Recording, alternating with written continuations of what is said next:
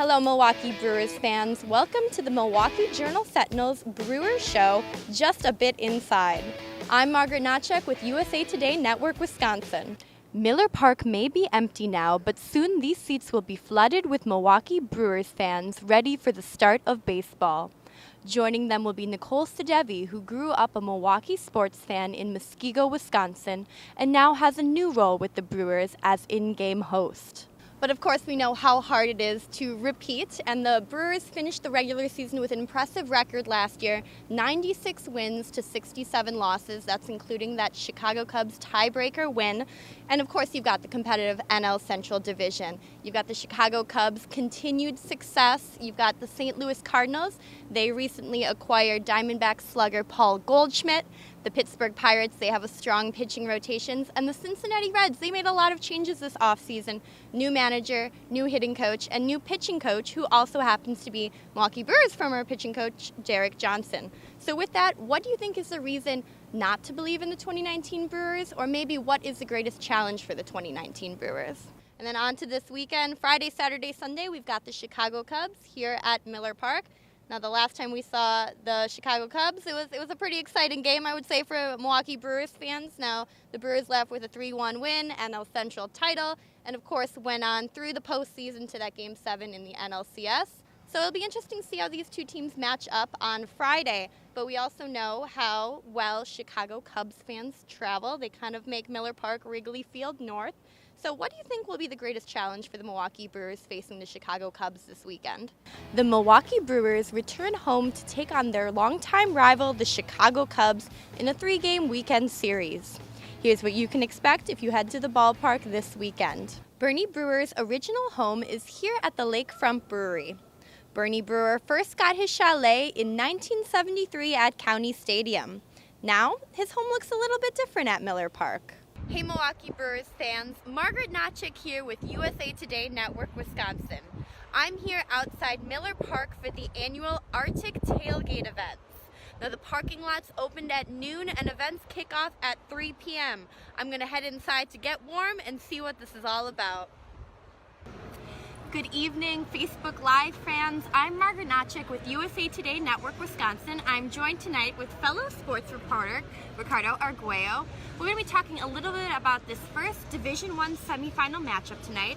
It's the number 4 Neenah Rockets versus Brookfield Central in the WIA 2019 Boys State Basketball Tournament. That's a mouthful to say, right? But let's get started. Hello and welcome to Cronkite Rundown Sports. I'm Margaret Naczek, and today I'm joined with special guest Nate Gabler. Thank you for joining us. Thank you. So with just 1 week to go before the NFL draft kicks off in Arlington, Texas, we are looking to some of the top prospects, under-the-radar players, and positions teams should be focusing on as the first round approaches. Looking at a team that's obviously in need of a quarterback, you have the Arizona Cardinals. Now, currently, they pick 15th in the draft, so might have to trade up if they want one of the top 4 quarterbacks.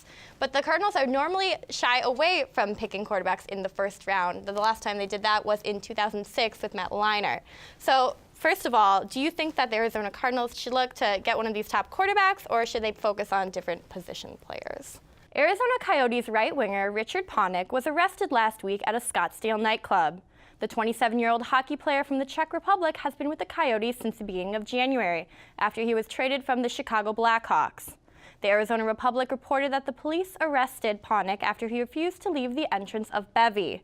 Police reported that Panik appeared to be intoxicated and they suspected him to be trespassing. Panik was released that same night with a criminal citation. Welcome to Cronkite Sports now on Facebook Live. I'm your host, Margaret Naczek. Thank you for joining us. Coyotes rookie Clayton Keller is looking to extend his 9-game point streak tonight. He's currently tied with Dale Hawerchuk for the 4th longest point streak by a rookie in franchise history. Sure, you mentioned earlier a little uncertainty with the wide receivers. A lot of young guys ready to play, so how would you best describe these wide receiver corps this year? In Lamar, it's the top-ranked St. Mary Springs Ledgers taking on the number 3 Amherst Falcons in Week 3 of the WIA football playoffs. Now under head coach Bob Hyland, the Ledgers hope to continue their undefeated season and work towards their 2nd consecutive state championship win. Now the Amherst Falcons under head coach Mark Lusick also hope to win their 2nd consecutive state title. Kick it over to Margaret Naczek. She has our social media question of the night. Yes, and we've got viewers watching from all over the country. We have Iowa, North Carolina, New Jersey, Alabama, Tennessee, Michigan, Florida, Arizona, Minnesota, Kentucky, California, North Dakota, Hawaii, and of course Wisconsin. And we even have a viewer tonight from Scotland. So that's pretty cool. Scotland, the actual country, right? Hawaii. Yes. Not like Scotland, Wisconsin or something. I know, the actual country this Yeah, time. well, nice. How about that? We're worldwide. Yeah, man. Global. Yes. But Brian on Facebook wants to know, the Packers seem to have a lot of alumni around on a regular basis. Right. Who have you enjoyed talking to or just hearing from the most? All right, and our first question, now that we're talking about these quick turnarounds, Andrew on Facebook wants to know, besides the Epsom salt, what other ways do you get ready for a short turnaround for games? Good evening, I'm Margaret Naczek, live from the Resch Center tonight after the final Division I semi-final game. I'm joined here with Ricardo Arguello and Scott Vinci. We're going to talk a little bit about tonight's game as well as looking forward to tomorrow.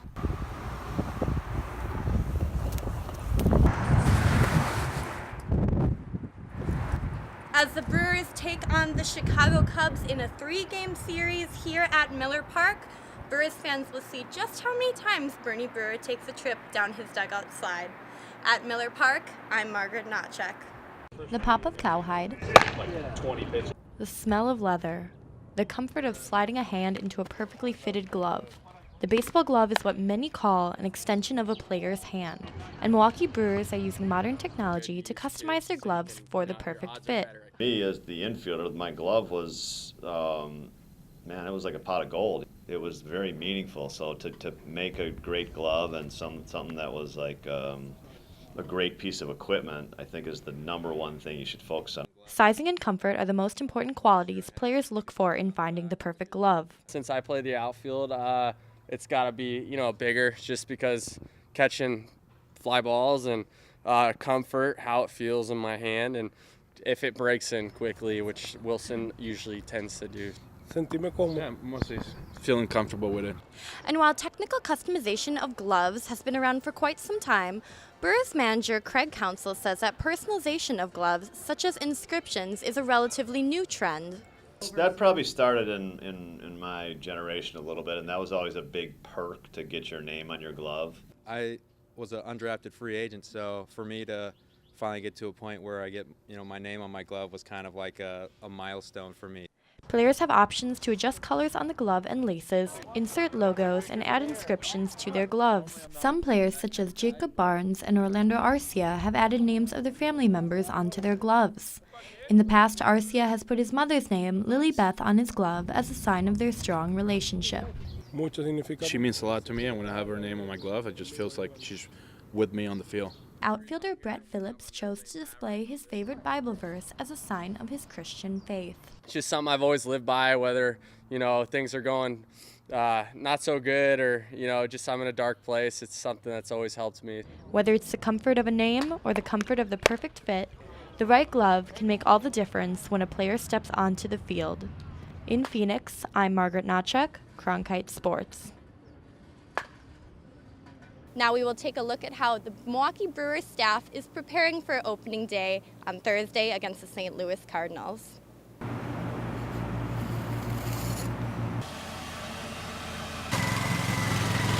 It's the day before the biggest event of the year at Miller Park.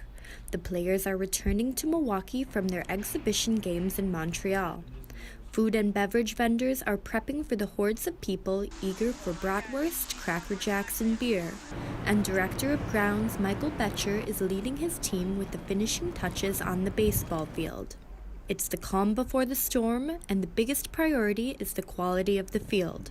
I think the biggest thing is it's playable. The guys coming back from spring training and from Montreal are going to have the same surface that they played on here for several years, and ready for ball one way or the other. The biggest factors are predictability and levelness of the field. But Mother Nature hasn't been too kind to the Milwaukee Brewers this year. With opening day between the Milwaukee Brewers and St. Louis Cardinals on March 28th, it's a shorter timeline for Betcher and his crew. It's still Wisconsin in March, and not getting the temperatures we need to really warm her up and get the field to start growing. The grounds crew has to wake the field up, as Betcher says, and on the day before opening day, it's all about putting the finishing touches on the field. We're putting the pretty on today, getting the mowing patterns finalized, and just really dialing in our moisture on our clays, and just putting the pretty on, the finishing touches. It's the last little bow at this point, Betcher said. Come Thursday, the growing lights will be moved away, all of the lines will be painted, and the grass will be cut just right. What better way to welcome the Milwaukee Brewers back home to Miller Park than with a pristine baseball field? At Miller Park, I'm Margaret Naczek.